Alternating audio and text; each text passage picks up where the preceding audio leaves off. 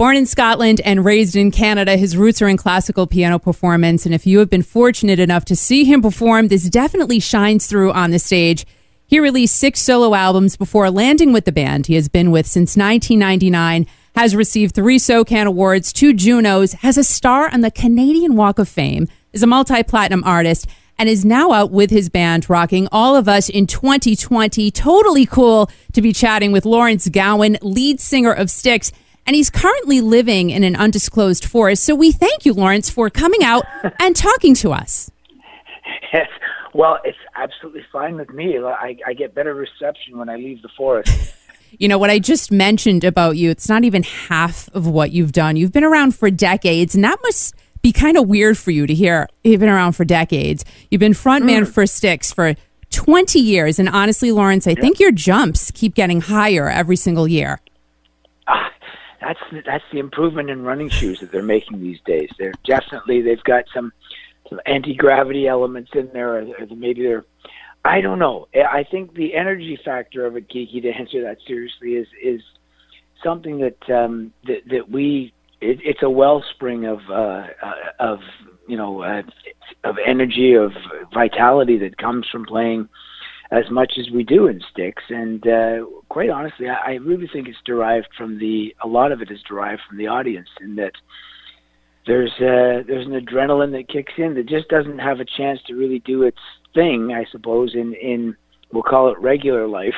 Yeah. Because it's funny when I look at clips, even from a show, say last night, I saw something that someone had put up on Instagram or something, and I looked at it and went, God, if I tried to do that right now this morning, it would be impossible. But tonight, it's gonna feel effortless, because something close to magic, I suppose, happens when you're in front of an audience putting on a rock show of the caliber that Styx can deliver, and I'm living by that. So thank you. Oh, you certainly are, and it's pretty cool to hear you say that it's like magic, because everybody can definitely tell that you just have something that comes over you when you're on that stage. It's pretty incredible.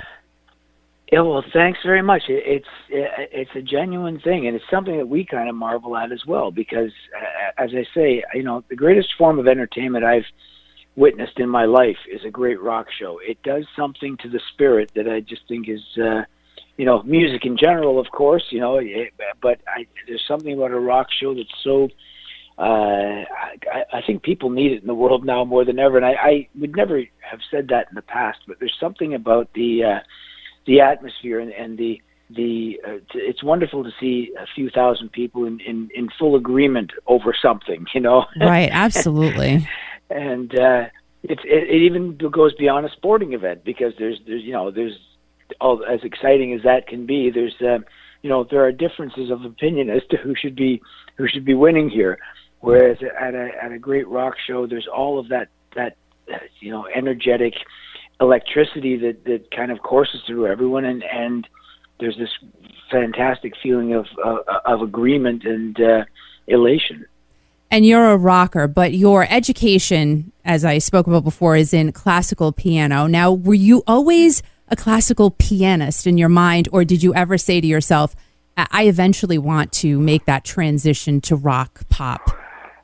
Yeah, honestly, it's far more the latter. I mean, I was able to get a degree in classical piano, and I do love it. I absolutely love it. But to be quite honest, and I just read this in Elton John's book, funny enough, because he studied at the same type of there's a place called the Royal Academy in Toronto. It's called the Royal Conservatory. It's the same. If it says Royal, it means the Queen says it's good. So I remember reading that he studied there, and Rick Wakeman, another one of my favorites. And so that's part of what drove me to kind of delve into classical music and to go through it. But to be perfectly frank, in order to pursue that as a career, you have to be that's a different level of gift, that you have to in order to be a concert pianist. And rock music is really more to do with the expression of what you're living through, and concurrent with your own time on Earth. And so the demands are different. Having said that, the technical aspect of it is a phenomenal thing to be able to rely upon. I never feel that there's something that I don't have the technical ability to at least attempt, and I think that's part of what I loved about those guys in their playing.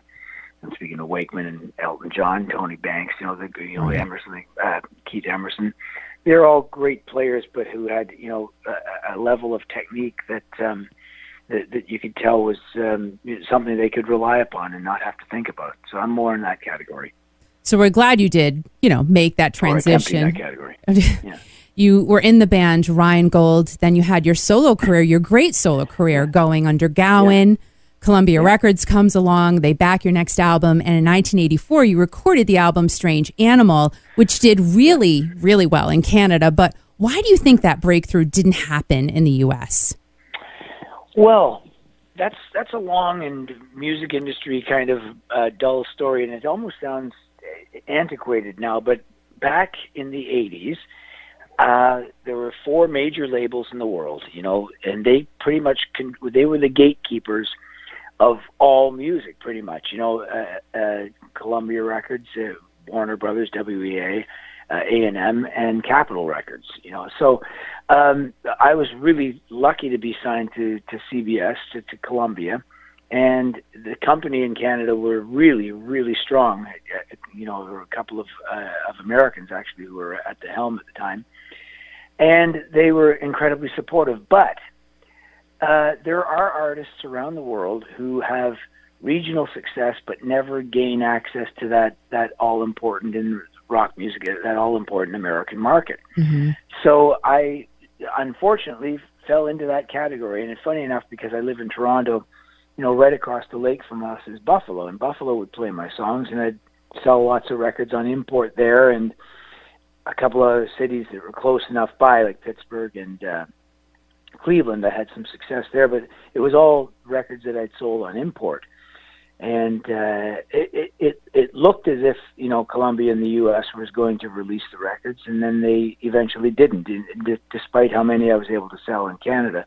There are other examples of this, and whereas nowadays, it sounds like, as I say, an antiquated story, because nowadays you and I can, release this chat we're having worldwide, right, no problem whatsoever. Yeah. So we could make a song up and push a button and it goes worldwide.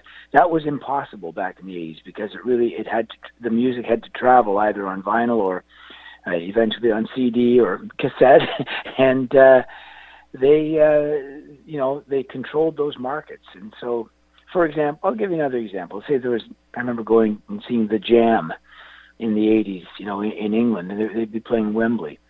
And in America, where they were just on import, I believe at that time, they would be playing in much, much, much, much smaller, more modest venues. So that's just one example of bands that could have great regional success, and yet the gates were closed to them, and I fell into that category. But it was probably, a good thing, because you had so many great things happen after that.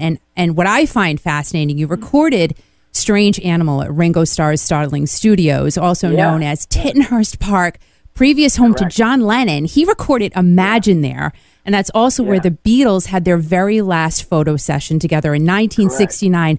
What was that like for you to record your album there? I still look back on that, Kiki, with amazement, because it's, with every year that goes by, and when I'm thinking about it, it was such a fantastic experience to have. Ringo was living there at the time, so he heard us make the entire record from beginning to end. Wow. And every 2 or 3 days he'd pop in with really encouraging comments, and towards the end of the record, he was really, really fantastically supportive. He came in a few times and would make great comments, and briefly, but not really, not critiquing or anything, but basically we were in his house, and he couldn't help but hear the songs. And so it's funny, because we wound up sequencing the record with putting his favorite song first, just in case he ever put the album on, he'd hear his favorite was the first tune. Anyway, a few years after making that record, I saw the movie Imagine. It was, about the making of Imagine at Tittenhurst Park, and I saw John Lennon and George Harrison and all the, Nicky Hopkins on piano. And I saw all these musicians using pretty much the same gear that we used when we were there, because John had left it all there when he went to America. And the studio looked pretty, like, almost identical to when we had made the record there in '84. So really an astounding opportunity and a great experience that I had doing that record there. And it gave me great confidence that the album would do well. So eventually it was a triple platinum album in Canada. And one of the songs on that record, A Criminal Mind, Styx still play that song. Actually, I put a comic book out of it this year. Oh, cool! And so the record, it did really well in Canada. It's great now that I've been in Styx for a couple of decades to see so many American people that come to my solo shows in Canada and know all those songs now, because they've discovered that music through my association, my being a member of Styx for this amount of time. So as you say, it all turned out for the best. It sure did, and that album did get you. I think that maybe recording there brought you some luck, because it got you 2 Junos, one for Best Album Graphics, one for Best Video. Now, was that the first video you had ever done? It was the second video. I had an album prior to that that I recorded in Toronto and New York when it looked like I was going to get the U.S. Release. And on that album, there was one video for one of the songs there called Keep Up the Fight, but I didn't have anything to do with the creative aspects of that video. So when I came to making my next record and doing the video for A Criminal Mind and Strange Animal, I threw myself into the creative part of it and composed a storyboard and got very close combination with the director, a guy named Rob Quartley, and so I felt really a great sense of accomplishment and pride in the fact that video in the '80s, by the way, when so many videos around the world competing against it, right. It's the first video that ever used animation, where I turned into an animated character. It right. preceded the one that Aha did. I was just going to say that, yeah. Yeah, that's about half a year after that, and so I'm really proud of the fact that we kind of broke a barrier there. Nice. Now, you opened for Styx in '98, and basically Tommy Shaw had said you blew him away while he heard the crowd roaring for you while he was backstage. Then some time goes by, and you get the call to perform with Styx. Was this a surprise for you, or did it kind of come out of, you knew it was happening? It's funny. I couldn't have been in a better spot to do that show where I opened for Styx, but it was a tour, and it was actually '97 that I was touring entirely solo for that year, because I had a solo live album that I was promoting, and because it was in Quebec and Montreal, people there were very familiar with my songs. So when I'd be on stage playing them by myself, the audience was singing all the choruses, etc. And so the guys in Styx wound up kind of one by one, they wound up side stage, and they saw this guy's got, there's an audience here that knows his material well. And they'd heard some of my stuff, they said when they'd come to Canada previously, but not to the degree where they'd never seen it live. So I was in a really fortuitous spot to begin with. Then the weird thing is, the following year in '98, I was invited to play at the opening of Princess Diana's memorial in Althorpe, England. So I did a solo piece with the London Symphony. Wow. And it was an outdoor concert. It was I was on the bill, and way down on the bill, but I was on the bill with Duran Duran and Sir Cliff Richard and all these other acts. Wow. It was televised all over Europe. Crazy. And it was a great night. But Todd Serkerman, our drummer from Styx, he was on that show as well. He had been hired to play with another act just for the day. And when I was playing, he came up to me and said, "Remember we did that show? I'm in Styx, and you did that show with us." I was like, "Oh, fantastic!" Yeah, so it was great to see him again. That's ironic. And then a few months, it is ironic. Wow. Because about 6 months after that, Styx suddenly found themselves where they needed a piano player, singer, and Tommy and JY and Chuck mentioned, "Well, what about that guy we saw in Canada, in Montreal?" And Todd said, "I just saw him playing in England with it was the you know, a symphonic piece with at Princess Diana's memorial opening. And he said, yeah, we should try for that guy. And so when I walked into Tommy's house to kind of do the first little get together, I had a sense that the stars were kind of pulling us in that direction anyway. So I did feel this kind of I felt at ease right off the bat. Yeah, and it's so funny that I have to tell you, I talk to so many artists, and it all seems like you guys are connected. Whenever somebody has joined a band, they have always been connected prior. And, you know, to hear you say that as well, and it just definitely cements the fact that I think everything kind of is meant to be. And it just, if it's supposed to come together, it will. You know, Kiki, Tommy, early on, maybe in the first 2 or 3 months that I was in Styx, I remember Tommy Shaw making a statement that I'd never heard this before, but he said, like attracts like. And there's a certain, you know, it's magnetism or whatever you want to call it, that I think brings us into the orbit of those we're supposed to be around. Yeah. For whatever reason, the universe has chosen to pull us in that direction. I know that sounds very cosmic, but let's face it.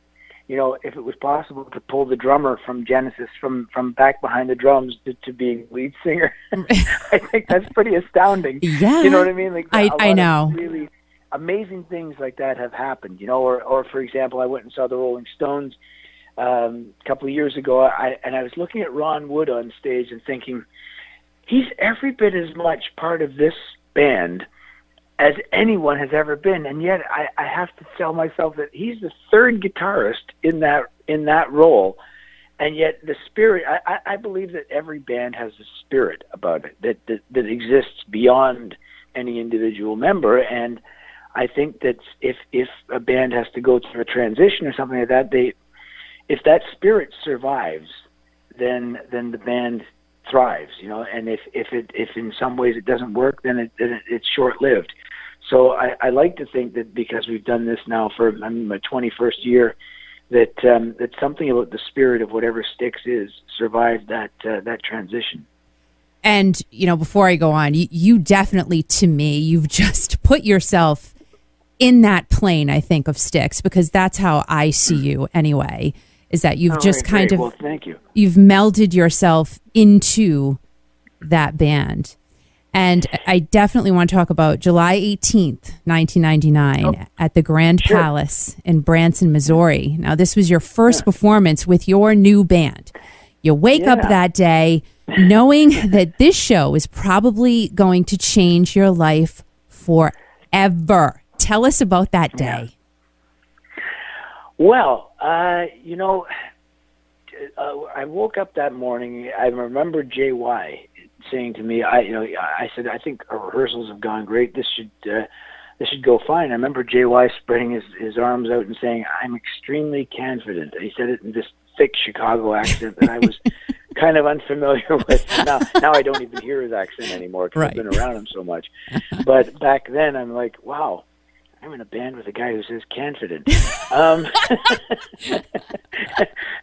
And so anyway. You should come to Rhode Island sometime. Yeah.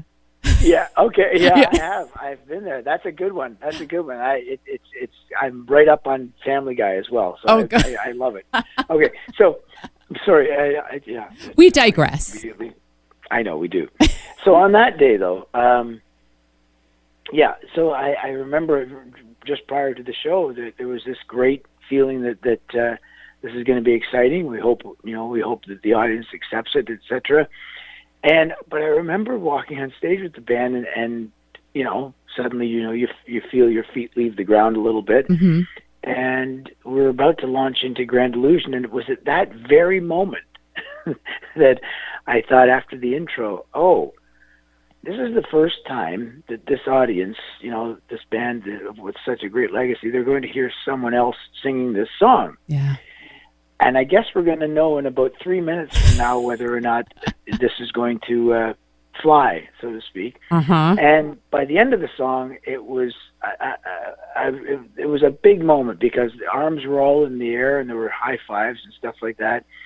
And it just meant that the song, the band, and you know the all the storms that they had weathered along the way had amounted to the fact that people still loved it. You know, Right. and that really was a great starting point. And from then on, I began to realize, you know, we are the culmination of the efforts of everyone who's ever been in the band. You know, my Rolling Stones analogy, it kind of ties into this.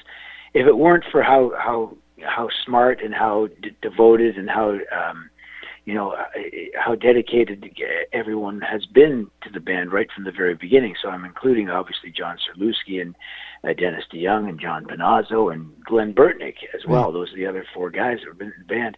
There've only ever been 10 people in Styx from the very beginning. So we really are the culmination of all of their efforts. You know, the combined efforts of that. And as a result, you know, like the show ended last night, there are a few thousand people on their feet with big smiles on their faces at the end of the night, and we continue. How could there not be? I mean, really, how could there not be? But did you get any animosity from the fans? Because we've seen it over the years. You know, lead singers come in, Journey being one of the big ones, and people were mad that Steve Perry left. Now, how about with you? Did you ever get any of that backlash? I've never had it in my face. You know, I've never had that happen. You know, you know, I'm aware that if you go online, you'll find all kinds of people have all kinds of opinions as to whether or not it was a good idea for Ringo to join the Beatles and want Pete Best back, or you know, like it's amazing. Give me my money back for that ticket in 1964. Yeah, okay. Right, you can find just about any opinion expressed out there that, and quite frankly, when someone feels that way, I understand that feeling. I alluded to the Phil Collins analogy, for example. I mean, you know, I couldn't have envisioned Genesis without Peter Gabriel up front. And the great thing that happened is, as a friend of mine insisted that I go and see the show, when Phil Collins became the lead singer, I remember thinking, this is the impossible. How could Peter Gabriel not be in this band? And as a result, I had all those decades of great Peter Gabriel records that I absolutely loved and wouldn't have existed had he remained in that band. And I discovered that Genesis, in the spirit of what it is, went beyond what it had begun as and thrived so well for decades and were such a phenomenal band. So, you know, but still, there were people who would say, "No, he should just play the drums," etc. You're like, come on, this band is delivering, and so I tend to tune out if people you know have an extreme opinion about you know who should be in the band and who should not. That they're 100% entitled to that opinion, and they don't have to come to the show, right? You know, but right. So that's basically how I look upon that. I really look at what the audience is giving back to the band as a whole at the end of every night. And as I say, I see a few thousand people on their feet, great big grins on their faces, and some of them you can see the emotion is you know it's real and it's palpable, and it's you know it's when you're that close to it, it's amazing how you know any other opinion is really irrelevant at that point. And it's because you guys just do an amazing job. And you refer to, you know, bands who have inspired you, Genesis, the Rolling Stones. Mm-hmm. And recently you played a beautiful tribute to the late Neil Peart at the Celebrity Theater in Phoenix.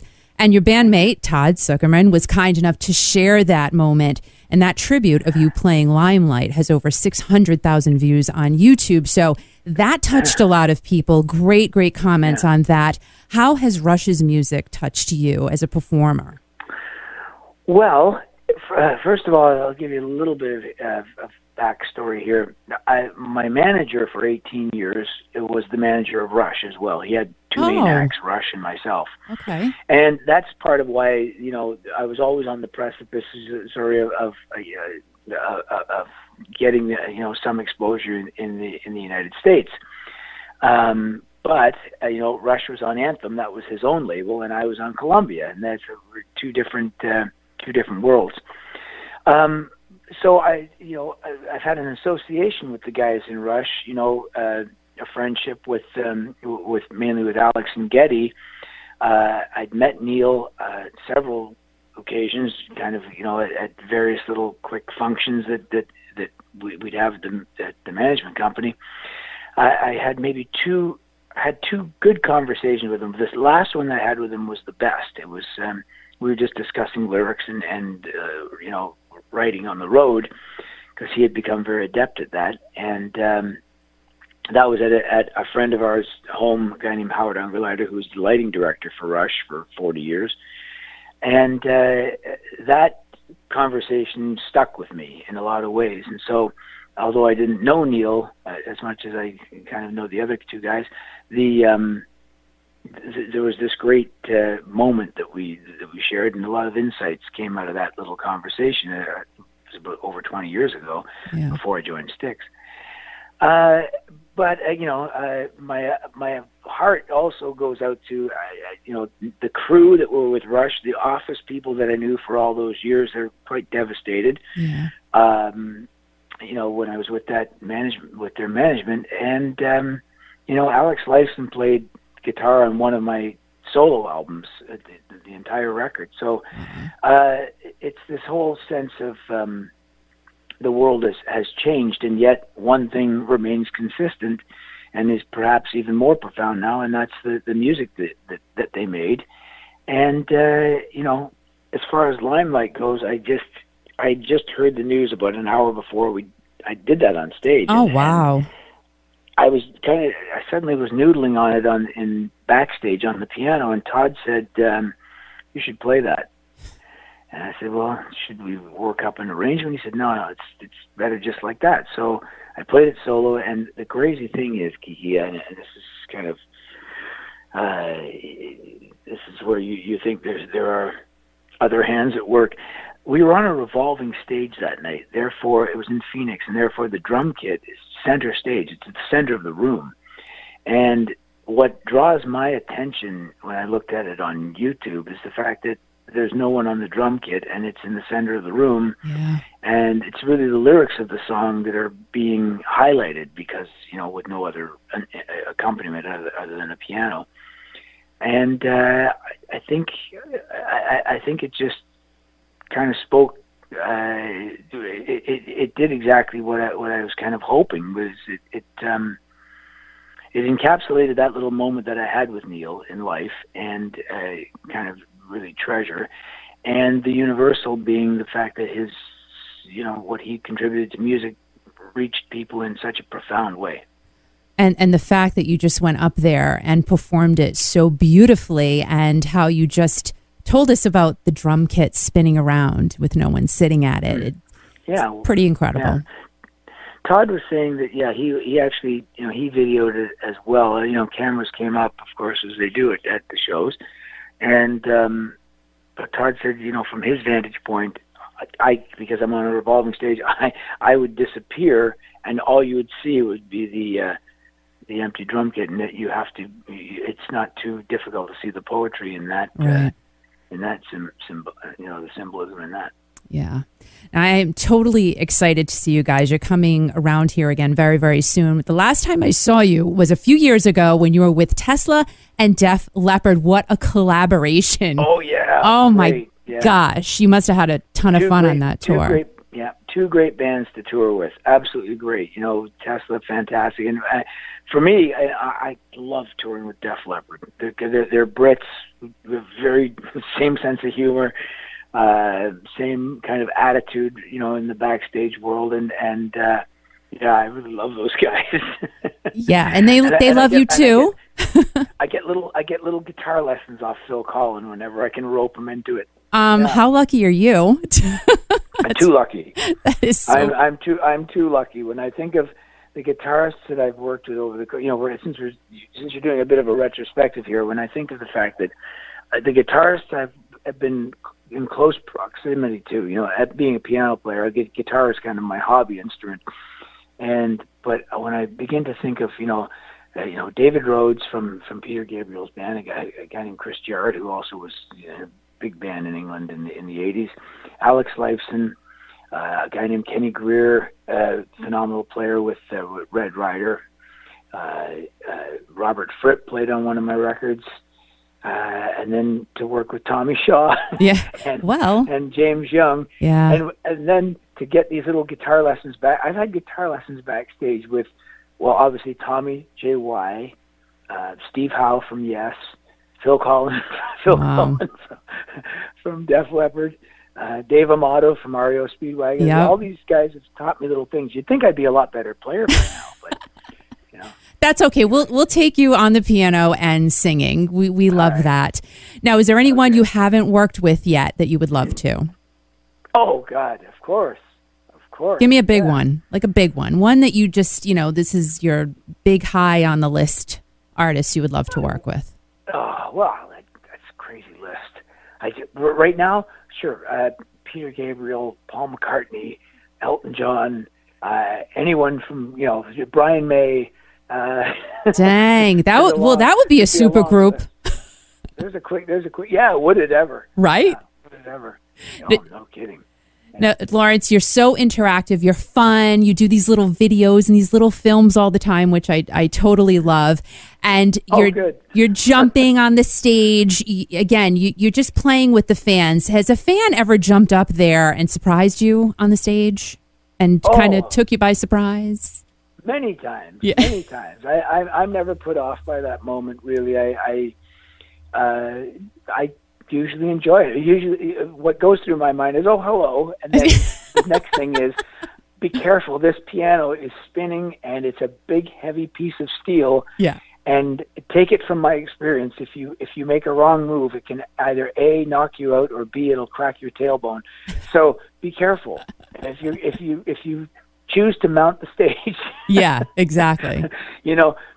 Kind of dance off in the middle section and try to stay away from the things that can harm you. And I harm myself on that. And actually, just last year, I maimed myself on drum kit. So I'm usually more concerned with people hurting themselves on stage. But how did you hurt yourself on the drum kit? Oh, God. Okay, I'll tell you really quickly. I was doing Todd Zuckerman plays in my solo band as well, and these tours that I do in Canada. And we were playing in Montreal last year, and Todd does a drum solo in our show, and it's spectacular beyond words. And when I come out at the end of the drum solo, I usually jump up on his riser and raise his arm like he's the champ. And it so happens that in Canada I usually perform in a kilt. And when I went to jump up on his riser, a kilt is different from jumping in pants, and you can imagine a couple of reasons why that's the case. But not only is it that it can lead to a great Kodak moment, but it can also kind of admire your vision. And so I didn't quite see where the edge of the riser was because as I was jumping, the kilt kind of puffed up, and I missed. And my head came down on the hardware of the drums and split my head open. And I got like a 12-stitch gash in the top of my head. But the best part of it was when I finally kind of pulled myself together and stood up, Todd was looking at me with a look on his face that I've never seen before. So the audience is, on their feet, applauding his solo. And I see his face basically go to this ashen look where he leans forward and goes, "We have to go to the hospital." And it just felt like warm water coming down one side of my face. Gosh. Anyway, it turned out great because believe me, when you turn around and the audience sees that, and the show went on because, you don't feel any pain on stage anyway. Right. Adrenaline's way too high. We finished out the show. I was a bloody mess. But I felt like Gene Simmons for quite a while there, quite honestly. Except this was the real thing. So there you go. With blood and all, with the real blood, not the fake blood. Yeah, it was tragic. It really was, but it was also fantastic because, as I say, I didn't feel a thing. Not too tragic because you're still jumping onto everything. So you know. Still jumping, being much more careful with the jumps in a kilt, though. Yeah. Oh, well, Lawrence, thank you so very much. We can tell that you're just happy to be up there on that stage, giving it up for all of us. And the energy that you have with the rest of the band, I totally think this is what makes everyone just keep coming back for more 21 years later. And fans can follow you on Facebook at Gowan, and all the tour info is at styxworld.com. You're an amazing entertainer. Can't wait to see you. And thank you so, so much. Lovely to talk to you, Kiki. That was fun, and we look forward to see you.